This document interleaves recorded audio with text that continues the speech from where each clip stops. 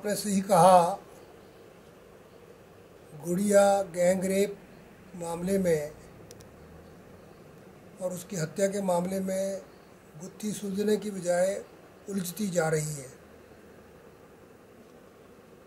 और सरकार का कंट्रोल हट गया है, आप कह रहे हैं। मैं तो ये समझता हूँ कि ऐसा आभास लोगों को हो रहा है जैसे सरकार ही सब कुछ करवा रही है। इतने गंभीर मामले में उस व्यक्ति को जो चश्मदीद गवाह था, जिसकी स्वयं मीडिया में जानकारी ये मिली थी कि उसके माध्यम से पता लग रहा है कि असली कातिल गुड़िया का कौन है,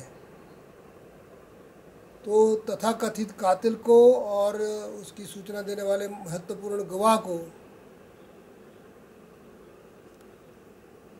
लगातार एक कोठरी में इकट्ठे रखने का क्या औचित्य था। जिसके खिलाफ वो गवाही दे रहा है उसको उसके साथ ही कोठरी में बंद कर दिया।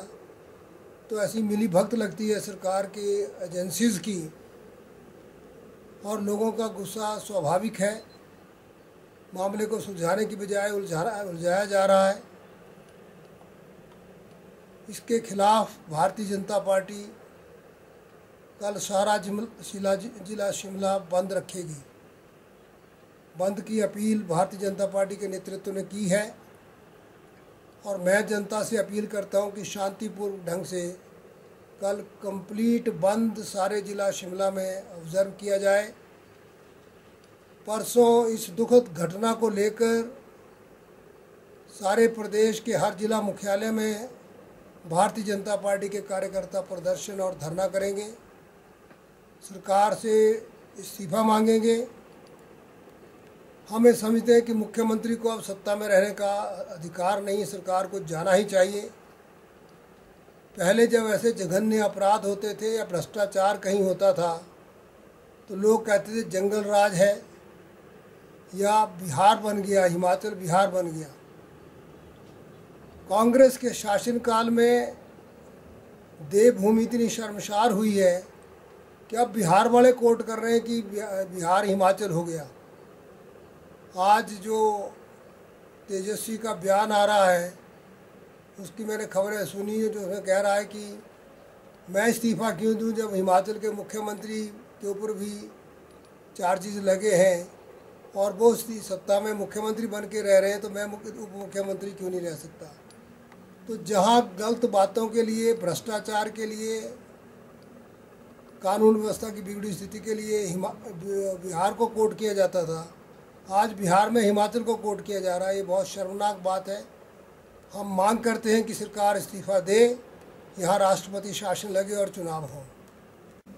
वह तो मामला हाई कोर्ट के विचाराधीन है, तथ्य वहाँ सामने आएंगे। जहाँ तक मुझे पता लगा है अभी तक जो उसकी अधिसूचना जारी होनी थी सीबीआई को मामले को देने की, वो अधिसूचना ही जारी नहीं हुई है। तो केवल लिपापोती करके मामला सीबीआई के पास नहीं जाता। सरकार को सीबीआई एक्ट की धारा 6 के तहत नोटिफिकेशन करना पड़ता है, वो नहीं किया गया है मेरे जहाँ तक जानकारी है। एक पत्र लिखा है सिर्फ, और मुझे जो हमारे सूत्रों ने बताया है कि पत्र की डेट 14 डाली है लेकिन 15 को वो मेल किया गया है। तो इस सारे गोरख धंधे में कहीं ना कहीं कुछ ना कुछ गड़बड़ हो रहा है और निश्चित तौर पे सरकार को जाना ही चाहिए। जब तक के सत्ता में रहेंगे तब तक लोग अगर पुलिस की हिरासत में भी सुरक्षित नहीं है। आमतौर पर मुलजिम कई बार कहते हैं कि मेरी जान को खतरा है, मुझे जेल में ही रखा जाए, मुझे हवालात में ही रखा जाए। यहाँ तो हवालात में ही लोगों को मार दिया जा रहा है। वहीं मर्डर हो रहा तो पुलिस क्या कर रही थी। और जैसे मैंने कहा कि ऐसे दो लोगों को इकट्ठा रखने का तो औचित्य ही नहीं था। तो सरकार जब तक सत्ता में रहेगी तब तक इस मामले में हमें इंसाफ की उम्मीद नहीं है, सच्चाई सामने आने की उम्मीद नहीं है। इसलिए हम कह रहे हैं सरकार इस्तीफ़ा दे, राष्ट्रपति शासन में जांच हो और फिर चुनाव हो। मुख्यमंत्री की सोच में और बोलने में अब लगता है ऐसी कनेक्टिविटी कोई है नहीं। वो क्या बोल देते हैं, क्या सोचते हैं, लोग हर चीज़ को नोट कर रहे हैं। और इसीलिए हम कहते हैं इसी में उनका भी सम्मान है कि वो त्यागपत्र दें और निष्पक्ष जांच होने दें ताकि सच्चाई लोगों के सामने आए। कि बहुत बड़ा जघन्य अपराध हुआ है। किसी की बेटी को, हिमाचल की बेटी को जहाँ सामूहिक बलात्कार का शिकार होना पड़ा, वहाँ उसकी हत्या भी हुई है। और फिर उसके बाद न्याय ना होना, तथ्यों को दबाने का प्रयास होना, वास्तविक मुलजिमों को बचाने का प्रयास होना, ये सारी चिंता की बात है।